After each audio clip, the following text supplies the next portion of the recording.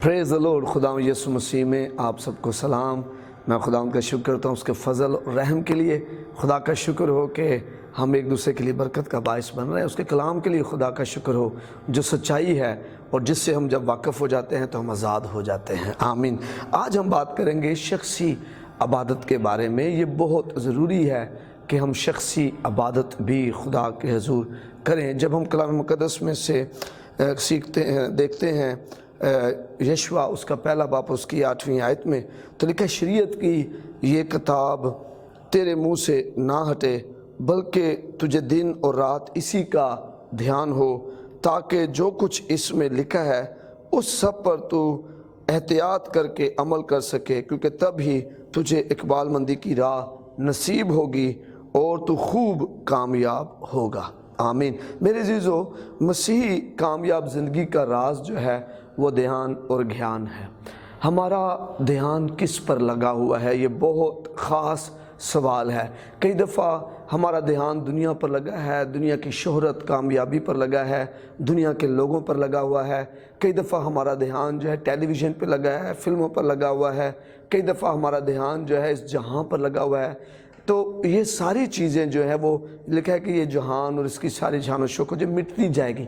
ये चीज़ें मुझे और आपको ना तरक्की दे सकती हैं, ना कामयाब कर सकती हैं, सिर्फ भटका सकती हैं, रास्ते से हटा सकती हैं, पटड़ी से उतार सकती हैं। असल हकीकत जो है वो कलाम मुक़द्दस है, जिस पर जब हमारा ध्यान रहता है, जिस पर जब हमारी आंखें लगी रहती हैं, तो फिर हमारी ज़िंदगी में हम खुदा की कुदरत को, उसकी बरकत को, उसकी कामयाबी को जो है वो देखते हैं। और यहाँ पर जब खुदा का बंदा यशवा हमसे मुखातिब है तो वो कह रहा है कि जब हम एहतियात करके खुदा के कलाम पर ध्यान लगाएंगे, फिर एहतियात करके उस पर अमल करेंगे, तो फिर लिखा है हमें इकबालमंदी की राह नसीब होगी और हम खूब कामयाब होंगे। ये खुदा की बड़ी बरकत है जो खुदा ने मुझे और आपको अपना कलाम दिया हुआ है। खुदा का कलाम वो सच्चाई है जिस पर ध्यान लगाकर हम जो है वो छुटकारा पाते हैं, रिहाई पाते हैं, आज़ादी पाते हैं, कामयाबी पाते हैं, इकबालमंदी पाते हैं, कामयाब हो जाते हैं और हमारी ज़िंदगी में बड़ी बरकत आती है। तो शख्सी इबादत बहुत ज़्यादा ज़रूरी है। जो शख्स मेरे अज़ीज़ों शख्सी इबादत में मशगूल रहता है वो बरकत होता है। वो ऐसा है जैसे जलते हुए कोयलों के दरमियान है वो। और जो शख्सी इबादत नहीं करते वो ठंडे पड़ जाते हैं और फिर जो है वो इब्लीस का आसानी से शिकार जो है वो हो जाते हैं। तो दुआया ज़िंदगी गुजारने वाला शख्स जो है वो रोज़ बरोज़ तरक्की करता है। जिसकी शख्सी इबादत है, जो मजबूत है, वो रोज़ बरोज़ तरक्की करता है। उसका वो जो है मसीह के कद के मुआफिक बढ़ता जाता है। मैं आपको एक बात बता दूं, आपकी जिस्मानी और रूहानी, आपकी जिस्मानी और माली तरक्की का दारोमदार आपकी रूहानी तरक्की पर है। आप कितना रूहानी मैच्योर हैं, आप कितना रूहानी तरक्की कर रहे हैं। आप जितना रूहानी तरक्की करेंगे, मसीह को जानेंगे, मसीह में बढ़ेंगे, कलाम को जानेंगे, कलाम में बढ़ेंगे, सच्चाइयों से वाकिफ़ होंगे, सच्चाई को अपने अंदर लेंगे, सच्चाई को हज़म करेंगे, सच्चाई पर अमल करेंगे, सच्चाई को अपनी ज़िंदगी में अपना लेंगे, आप उतना ही ज़्यादा जिस्मानी तौर पर और फिर माली तौर पे तरक्की करते जाएंगे। बरकत जो है वो आपकी ज़िंदगी में ठहर जाएगी। तो कई दफ़ा मैं और आप ये दो चीज़ें हासिल करना चाहते हैं। हम जिस्मानी बरकत हासिल करना चाहते हैं, सेहत की बरकत, और हम माली बरकत हासिल करना चाहते हैं। लेकिन हम जो बड़ी सच्चाई है जिस पर अमल करके ये सब कुछ आना है उसको हम छोड़ देते हैं। हम कलाम में बढ़ना नहीं चाहते, हम अपनी शख्सी इबादत को मजबूत करना नहीं चाहते। जब हम पैदाइश में अब्राहम के ताल्लुक से देखते हैं तो अब्राहम जो है पैदाइश 19 बाब में और उसकी 27वीं आयत में उसका रवैया देखे लिखा, और अब्राहम सुबह सवेरे उठकर उस जगह गया जहां वो खुदावंद के हुज़ूर खड़ा हुआ था। सुबह सवेरे उठकर अब्राहम उस जगह गया जहां वो खुदावंद के हुज़ूर खड़ा हुआ था। मतलब वो पहले भी वहां गया था और अब फिर वो गया था। तो ये ज़रूरी है कि हम हर रोज़ जो है वो खुदा के हुज़ूर जो है सुबह सवेरे उठा करें। देखिए कैसा खूबसूरत नमूना जो है वो अब्राहम की ज़िंदगी से हमें मिलता है। صبح سویرے وہ اٹھا، یہ بہت زبردست مسیحی عمل ہے۔ جب ہم صبح سویرے اٹھیں اور پھر خدا کے لیے جو مخصوص جگہ جہاں پر وہ پہلے گیا تھا پھر وہاں پر وہ گیا، اس کی مخصوص جگہ پر وہ پہنچا۔ ہمیں بھی ایسا کرنا چاہیے، ہمیں بھی خدا کے لیے مخصوص جگہ بنانی چاہیے جسے مذبح کا نام دیں، جہاں پر ہم صبح سویرے اٹھیں، وہاں منہ دھو کر جائیں اور خداوند کے حضور جو ہے وہ بیٹھیں، خداوند کے حضور کھڑے ہوں، خداوند کے حضور جو ہے وہ وقت گزاریں اور خداوند سے شخصی عبادت میں وقت گزاریں۔ پھر وہ ہر روز ایسا کیا کرتا تھا، یہ نہیں کہ جناب جب تھوڑا وقت ملا تو ہم نے کر لیا ورنہ نہیں، ایسا نہیں۔ وہ لکھا ہے، جس طرح لکھا ہے کہ جیسے وہ گیا تھا ویسے ہی وہ اس دن بھی صبح سویرے اٹھا اور خدا کے حضور گیا۔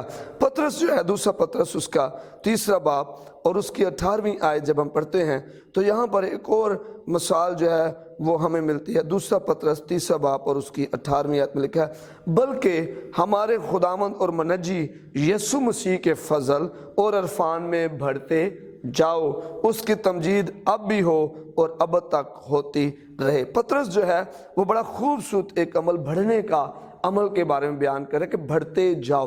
ہم دیکھیں کسی شخص کے ہم پہلی دفعہ ملتے ہیں، ہم اس کے بارے میں تھوڑا جانتے ہیں، پھر ہم پھر ملتے ہیں تھوڑا اور جانتے ہیں۔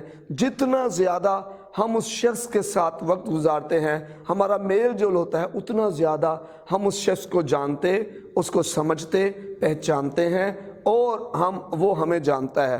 تو پطرس کہہ رہا ہے کہ بڑھتے جاؤ، مسیح کی پہچان میں بڑھتے جاؤ، اس کی جانکاری میں بڑھتے جاؤ، اس کو جانو، اس کو پہچانو۔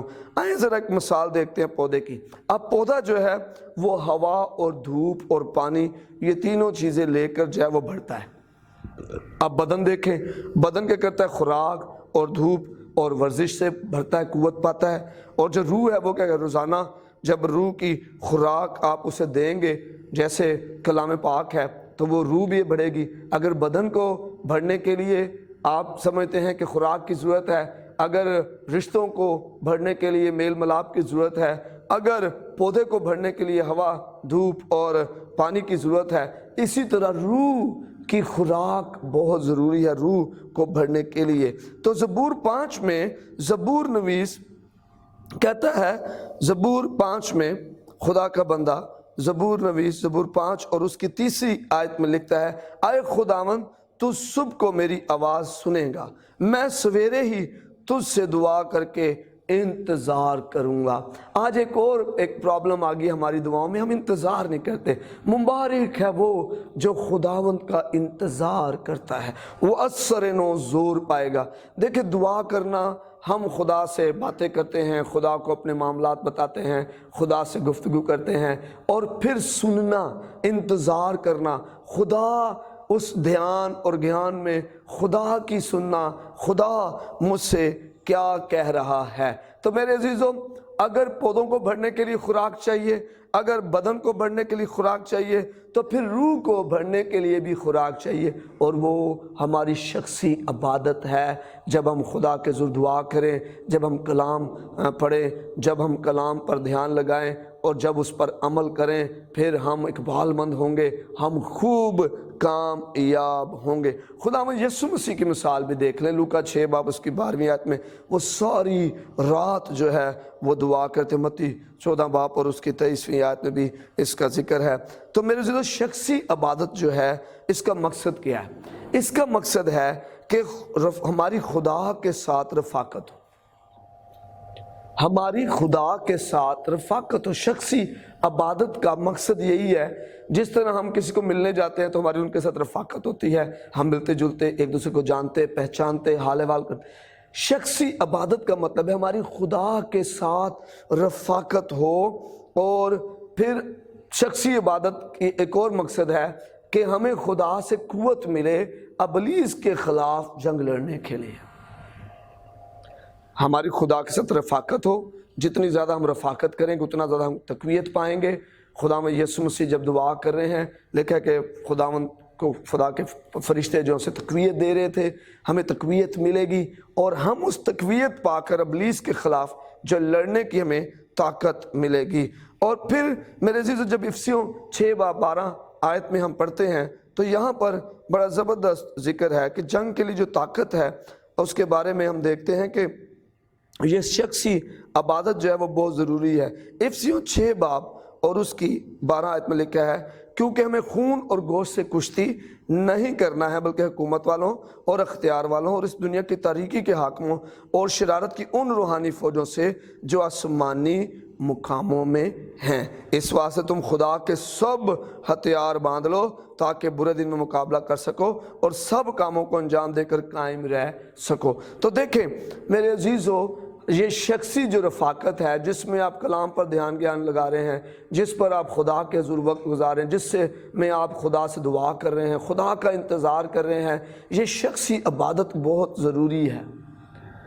اس میں ایک تو آپ کی رفاقت خدا سے بڑھے گی، دوسرا جنگ کے لیے آپ کو قوت ملے گی، کیونکہ یہ جو لڑائی ہے خون اور گوشت کی لڑائی نہیں ہے۔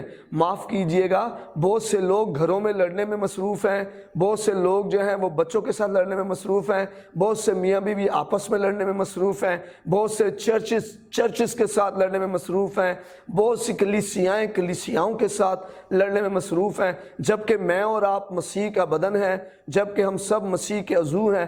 ہم سب کو لڑنے کی بجائے ایک دوسرے کی مدد کرنی ہے، ایک دوسرے کا ساتھ دینا ہے، ایک دوسرے کی ترقی کا باعث بننا ہے۔ ہم ان جو ہے وہ جو شرارت کی تاریکی کی فوجیں ہیں ان سے لڑنے کی بجائے آپس میں لڑ رہے ہیں۔ تو جب ہم شخصی عبادت میں وقت گزاریں گے، ہم خداوند سے رفاقت رکھیں گے، ہم کلام پر دھیان کریں گے، خدا ہمیں طاقت دے گا، ہمیں حکمت مل جائے گی، ہمیں سمجھ آ جائے گی۔ ہم اپنا وقت ضائع کر رہے ہیں، اپنا پیسہ انرجی ضائع کر رہے ہیں، اپنی دعائیں رکھوا رہے ہیں خود میں آپس میں لڑ کر، اور ہم آپس میں لڑ کر جو ہیں وہ کڑواہٹ کا شکار ہو رہے ہیں۔ ہم ابلیس کے ہتھیار بن رہے ہیں، ایجنٹ بن رہے ہیں۔ ہم نے اس میں سے نکلنا ہے، تو پھر دیکھنا آپ اور میں جو ہیں وہ زیادہ مؤثر ہو جائیں گے، نہ صرف اپنے لیے، نہ صرف اپنے گھرانے چرچ کے لیے، اپنے محلے کے لیے، بلکہ مسیح کے بدن کے لیے زیادہ مؤثر ہو جائیں گے۔ یہ شخصی عبادت کا مقصد ہے میرے عزیزو۔ تو شخصی عبادت کے لیے کیسے تیاری کی جائے؟ تو سب سے پہلے تو ایک کام کریں، جلدی سو جائیں، اپنی روٹین بنائیں، جلدی سو جائیں۔ آپ کو ابلیس کیوں مصروف رکھ رہا ہے، کیوں لیٹ سلیپر آپ کو بلا رہا ہے، آپ لیٹ دیر تک سوتے رہتے ہیں تاکہ آپ صبح اٹھ کر دعا نہ کریں، کیونکہ خدا ہماری سنے گا۔ وہ کہتا ہے کہ خدا، میں صبح سویرے اٹھ کے دعا کروں گا، خدا میری سنے گا اور میں اس کا انتظار کروں گا۔ کیوں وہ ایسا کروا رہا ہے ہمارے سے؟ اس وجہ سے تاکہ میں اور آپ دعا نہ کریں، اٹھ کر جلدی ٹائم پر سو جائیں، صبح رات کو جلدی سو جائیں، دعا کریں، سو جائیں، صبح اٹھنے کی تیاری کریں، صبح اٹھیں، منہ ہاتھ دھوئیں اور پھر آپ جلدی بیدار ہو جائیں، منہ دھوئیں اور دعا کے لیے خاموشی سے اس جگہ پر چلے جائیں جہاں پر آپ نے اپنا جو ہے مخصوص جگہ تیار کی ہے، اور خدا کی روح کے ہدایت کو معلوم کریں، پوچھیں خدا سے۔ روح القدس آپ کی اور میری رہنمائی کرتا ہے میرے عزیزو، روح القدس آپ کی رہنمائی کرے گا۔ پھر منصوبہ بندی کریں کہ میں کیا کروں گا، میں دعا کروں گا، کلام پڑھوں گا، گیت گاؤں گا، شکرگزاری کروں گا، پھر دعا کروں گا، میں کیا کروں گا۔ یہ منصوبہ بندی کرنا بہت ضروری ہے کہ میں کیا کروں گا۔ آپ کو پتہ بھی نہیں چلے گا کس طرح آپ کا 1 گھنٹہ 2 گھنٹے کیسے گزر جائیں گے اور آپ خدا میں بڑھنا شروع ہو جائیں گے۔ میں ایک خادم کی کتاب پڑھ رہا تھا اور خدا کا خادم کہتا ہے کہ جس دن میں صبح اٹھ کر 4 گھنٹے دعا نہ کروں، اس دن میرے کوئی بھی کام پورے نہیں ہوتے۔ وہ کہتا ہے جس دن میں یہ سوچ کے اٹھتا ہوں کہ نہیں یار آج دعا نہیں کرنی، آج میرے کام بہت زیادہ ہیں، تو وہ کہتا ہے وہ میرا کوئی بھی کام نہیں ہوتا۔ لیکن جس دن میں خدا کے ضرور وقت گزار کر 4 گھنٹے دعا کر میں کام شروع کرتا ہوں، میرے سارے کام اور زیادہ کام میرے ہو جاتے ہیں اور میں بڑا حیران ہوں۔ یہ خدا کی قدرت ہے میرے عزیزو۔ آئیں ہم شخصی عبادت میں بڑھیں، ہم شخصی عبادت میں بڑھیں، اس کا فائدہ ہمیں پرسنل ہوگا، ہم ذاتی شخصی ترقی ہماری ہوگی اور ہم خدا میں بڑھیں گے۔